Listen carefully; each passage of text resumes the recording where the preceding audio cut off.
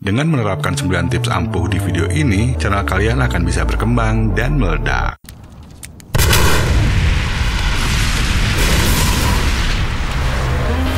Tips yang pertama, buat konten-konten yang mudah ditemukan oleh viewer. Dan konten-konten tersebut adalah gabungan dari konten evergreen dan konten trending. Konten evergreen adalah konten dengan topik yang berumur panjang, tidak berkaitan dengan berita, isu, atau event yang sedang terjadi saat ini. Jadi video dengan topik evergreen masih bisa terus mendapatkan view sampai beberapa tahun ke depan. Dan ini berarti videonya masih terus bisa mendapatkan pemasukan selama bertahun-tahun. Konten evergreen saat pertama diupload biasanya tidak langsung mendapatkan view dengan cepat, kecuali channel kita sudah memiliki banyak subscribers. Tapi kalau engagementnya cukup bagus, lama-lama view-nya akan terus meningkat dan bertambah lebih cepat. Di YouTube Analytics channel saya di sini dikatakan bahwa salah satu video lama saya mengalami peningkatan view sebesar 171%. Ini bukti bahwa video yang tadinya nggak dapat banyak view, tiba-tiba bisa melonjak drastis dan membantu laju pertumbuhan subscriber di channel saya. Untuk mencari ide konten evergreen, kita bisa melakukan riset kata kunci. Salah satu caranya adalah masuk ke keywordtool.io. Pilih YouTube dan set ke bahasa channel kalian. Kalau channel kalian adalah channel senam, ketik saja senam di sini. Selanjutnya akan ditampilkan banyak kata kunci yang bisa dijadikan ide konten. Tapi sayangnya kalau pakai keywordtool.io, jumlah pencariannya tidak bisa ditampilkan kecuali kita upgrade ke versi yang berbayar. Mengetahui jumlah pencarian itu penting agar kita bisa tahu seberapa besar audiens atau peminat dari suatu topik. Kita bisa upgrade, tapi kalau tidak mau, kita bisa gunakan tool yang lain yaitu Google Keyword Planner. Cari Google Keyword Planner di Google, terus login dengan akun Gmail kalian. Di sini kita harus bikin akun Google Ads terlebih dahulu, tapi kita tidak perlu bayar kecuali kalau mau pasang iklan. Kalau sudah punya akun Google Ads, masuk ke menu Tools dan pilih Keyword Planner. Klik Discover New Keywords, terus ketik kata kunci utama yang sesuai dengan niche channel kita, misalnya resep kopi. Dan kita pun bisa mengetik lebih dari satu kata kunci, contohnya di sini saya akan tambahkan resep donat. Pastikan bahasa dan lokasinya sesuai dengan channel kalian, terus klik Get Results.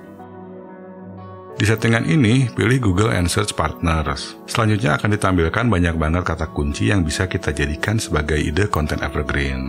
Dan di sini ada average monthly search, yaitu rata-rata banyaknya sebuah kata kunci dicari dalam sebulan. Saran saya, pilih yang average monthly search-nya minimal 1000. Ini untuk memastikan kalau topik yang akan kita buat kontennya memiliki audiens atau peminat. Sedangkan untuk konten trending adalah konten dengan topik yang sedang hangat dibicarakan, entah itu berkaitan dengan berita, isu, atau event yang sedang terjadi. Konten berdasarkan topik yang sedang trending bisa lebih cepat mendapatkan view, tapi umurnya pendek. Ada yang cuma beberapa minggu dan ada juga yang sampai beberapa bulan. Di saat topiknya sudah basi, view-nya akan mulai menurun dan bahkan bisa berhenti. Trending yang dimaksud di sini bukan berarti kita harus ikut-ikutan bikin konten gosip artis atau apapun yang sedang viral, tetapi trending topik yang berkaitan dengan niche channel kita. Untuk mencari trending topik, kita bisa menggunakan Google Trends, lalu masuk ke menu Explore.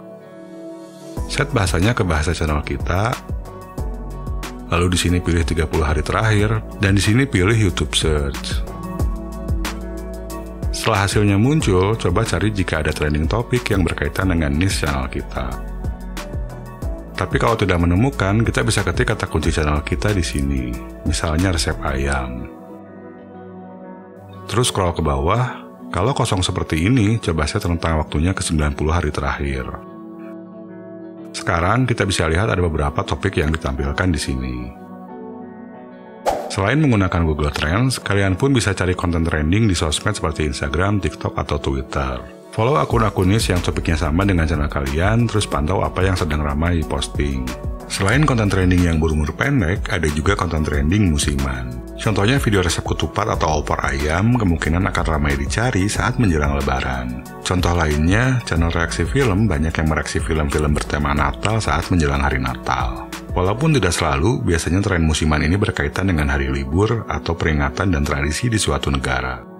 Jadi kalian lakukan riset untuk mencari banyak ide konten trending dan juga konten evergreen. Proporsinya bisa 50% untuk konten trending dan 50% untuk konten evergreen. Atau bisa juga 70% untuk konten trending dan 30% untuk konten evergreen. Tapi kalau kesulitan menemukan konten yang trending, porsinya bisa dibalik. Untuk evergreen bisa 80% dan konten trendingnya 20% saja.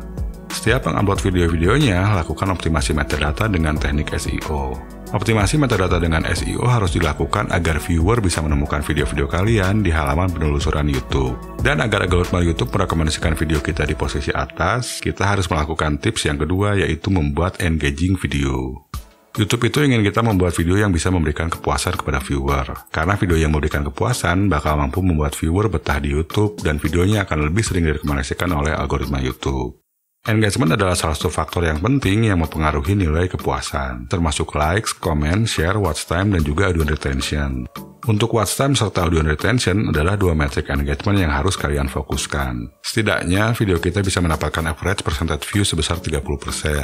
Dan kalau bisa di atas 50%, ini berarti pertanda bagus. Untuk itu, kita harus fokus membuat video untuk audiens channel kita, bukan membuat video untuk kesenangan diri kita sendiri.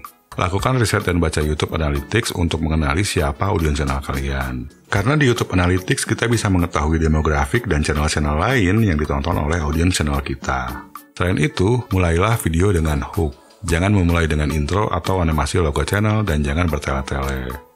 30 detik pertama dari video itu penting banget dan harus bisa menarik perhatian viewer. Jadi awal video itu langsung to the point aja dan harus sesuai dengan apa yang dijanjikan di thumbnail dan judul video. Kalau enggak, nanti penontonnya keburu bubar.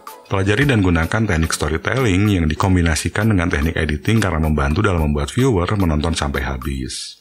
Pahami cara membaca audience retention di YouTube Analytics channel kalian, karena di sini kalian bisa tahu apa yang membuat viewer terus menonton dan apa yang membuat viewer berhenti untuk menonton.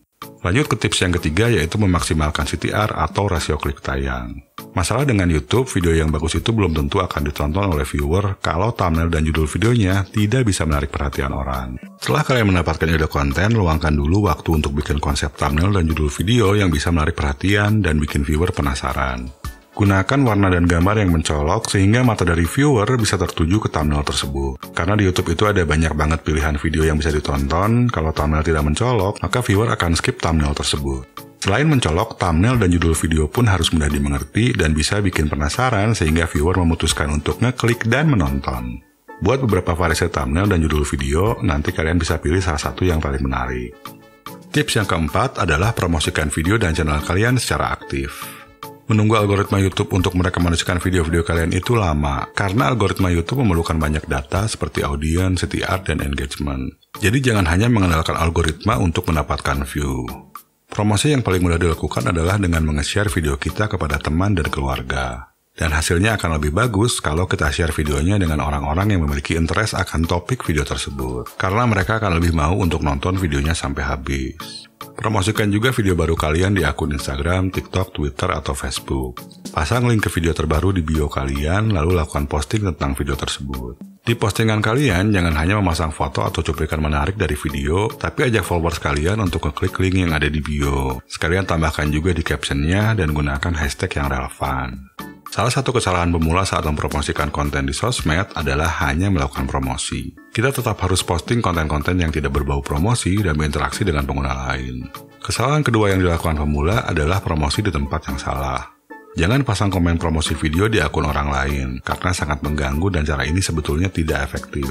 Hal yang cukup efektif di awal membangun channel adalah dengan memberikan komentar di video-video dari channel lain yang topiknya sama atau serupa dengan channel kalian. Berikan komentar yang positif dan juga memberikan value. Kalian pun bisa reply dan menjawab pertanyaan-pertanyaan dari orang lain. Viewers dari video tersebut lama-lama akan notice channel YouTube kalian dan bisa tertarik untuk mengunjungi channel kalian. Lakukan aktivitas promosi ini secara teratur, misalnya antara 15-30 menit setiap hari. Paling lama cukup sejam aja, setelah itu kalian bisa lakukan hal lain yang lebih penting di kehidupan kalian. Tips yang kelima, eksperimen dengan subtopik. Memilih topik atau niche dengan ukuran audiens yang besar, potensi view-nya memang besar, tapi kompetisinya pun cukup tinggi. Untuk menyiasati, kita bisa melakukan niche down. Niche down itu mencari subtopik atau subniche yang lebih spesifik. Misalnya kalau channel kita tentang resep masak, kita bisa fokus dengan topik yang lebih spesifik seperti resep masakan Padang. Atau bisa yang lebih spesifik lagi seperti resep kopi. Kalau kita masuk ke keywordtool.io, di sini kita bisa lihat cukup banyak kata kunci yang berkaitan dengan resep kopi. Jadi walaupun spesifik, subtopik resep kopi ini tetap bisa memberikan kita banyak ide konten. Untuk lebih memberikan variasi konten, kita bisa tambahkan juga 1 atau 2 subtopik lain yang berkaitan erat.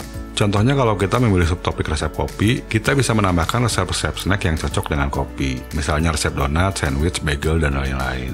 Bisa juga menambahkan konten tutorial dan tips and trick, misalnya cara menggunakan coffee grinder dengan benar. Tips yang keenam adalah target bagian suggested untuk menambah view.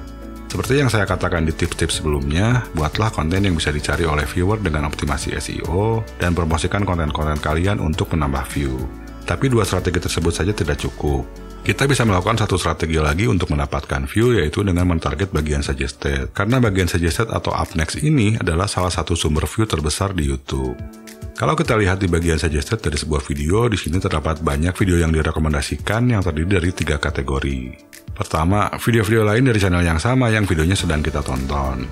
Kedua, video-video dari channel lain yang memiliki topik serupa dengan video yang sedang kita tonton. Dan ketiga, video-video dari channel lain yang topiknya tidak berkaitan, tapi muncul di sini karena kita suka menonton video dari channel-channel tersebut. Untuk mentarget bagian suggested, tentunya kita harus membuat banyak video. Kualitas itu memang penting, tapi kita juga tidak bisa melupakan kuantitas. Apalagi algoritma YouTube cenderung menyukai channel yang rajin upload. Cari dulu channel-channel yang niche-nya sama dengan channel kalian, terus lihat video-video mereka yang view-nya cukup tinggi dan umurnya belum terlalu tua. Intinya video tersebut masih terus mendapatkan view. Selanjutnya, kalian bikin video dengan topik yang sama, tapi versi kalian sendiri. Pelajari dulu videonya, terus catat kelebihan dan kekurangannya. Upayakan agar video kalian lebih bagus dan memiliki informasi yang lebih up to date. Jangan lupa untuk lakukan optimasi metadata agar video tersebut tetap bisa ditemukan oleh viewer melalui halaman penelusuran YouTube. CTR, watch time, dan audience retention yang bagus akan mempengaruhi tingkat keberhasilan. Tips yang ketujuh adalah double down on winning content. Tips ini bisa dijalankan kalau channel kalian sudah memiliki setidaknya 20 video. Masuk ke YouTube Analytics dan lihat 10 video dengan view tertinggi dalam 28 hari terakhir.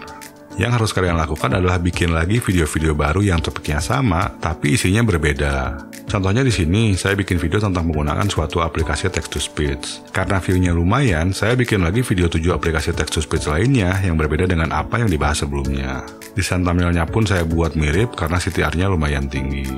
View-nya memang tidak sebesar yang pertama karena umurnya masih lebih baru. Tapi kenaikan view-nya tetap lebih cepat kalau dibandingkan video-video lainnya yang berbeda topik, dan cukup membantu channel saya dalam menambah subscriber serta jam tayang. Di sini pun saya memiliki 2 video yang membahas aplikasi edit video gratis tanpa watermark. Topiknya sama, tapi isinya berbeda karena aplikasi yang dibahas juga berbeda. Video yang di posisi kedua ini umurnya lebih baru daripada yang posisi kelima, tapi view-nya bisa mengalahkan video sebelumnya. Tips yang ke-8 adalah fokus dengan channel growth atau pertumbuhan channel. Saat membangun channel YouTube, sebaiknya lupakan untuk menjadi viral. YouTube itu bukan sprint tapi maraton. Yang harus kita pikirkan adalah pertumbuhan channel secara jangka panjang. Kalau video kalian view-nya kecil, jangan langsung berkecil hati karena belum tentu video kalian itu nggak bagus. Tapi lihat dulu analytics-nya, terutama CTR, watch time, dan audience retention. Kalau watch time-nya mengalami kenaikan seperti ini, nanti lama-lama view-nya akan terus naik. Terus lihat juga audience retention-nya. Di sini kita bisa cek jika video tersebut mendapatkan dips. Lalu pelajari kenapa viewer skip bagian tersebut sehingga kedepannya kita tidak lagi mengulangi kesalahan tersebut. Cek juga CTR-nya, kalau di bawah 2%, kalian bisa coba ganti thumbnail dan judul videonya. Karena CTR di bawah 2% itu biasanya kurang menarik. Pertumbuhan channel YouTube itu pada awalnya akan terasa lambat dan bikin frustasi. Tapi kalau kita secara konsisten mengupload video-video baru yang lebih baik dari sebelumnya, laju pertumbuhan channel akan terus meningkat menjadi cepat. Tips yang ke-9, bangun komunitas kalian. Jalin hubungan yang baik dengan audiens channel kalian. Jangan hanya ingin mendapatkan view dan uang semata. Dengan membangun komunitas, channel kalian akan memiliki branding image yang positif. Kalau ada yang memberikan komen positif atau bertanya, sempatkan untuk membalas. Berikan tanda heart kalau ada komentar yang kalian sukai. Walaupun nantinya nggak semua komentar bisa dibalas, tapi kita bisa menyempatkan dan mengusahakan untuk membalas sebagian komen. Dan kalau tab community sudah di-unlock, sering-sering juga posting di situ. Kalian bisa posting update mengenai video terbaru yang sedang dibuat, atau bikin polling untuk mendapatkan masukan dari audiens kalian. Dan yang paling penting, kalian bisa membuat video-video yang selalu ditujukan untuk audiens. Mengimplementasikan 9 tips ini akan sangat membantu kalian dalam mengamalkan channel. Dan di playlist ini, kalian bisa menemukan video-video yang membahas ke-9 tips tersebut secara lebih rinci. Dari mulai cara mencari ide konten, optimasi SEO, cara meningkatkan CTR, sampai teknik editing untuk meningkatkan retensi. Silahkan klik playlistnya untuk melanjutkan nonton, dan sampai jumpa di video selanjutnya.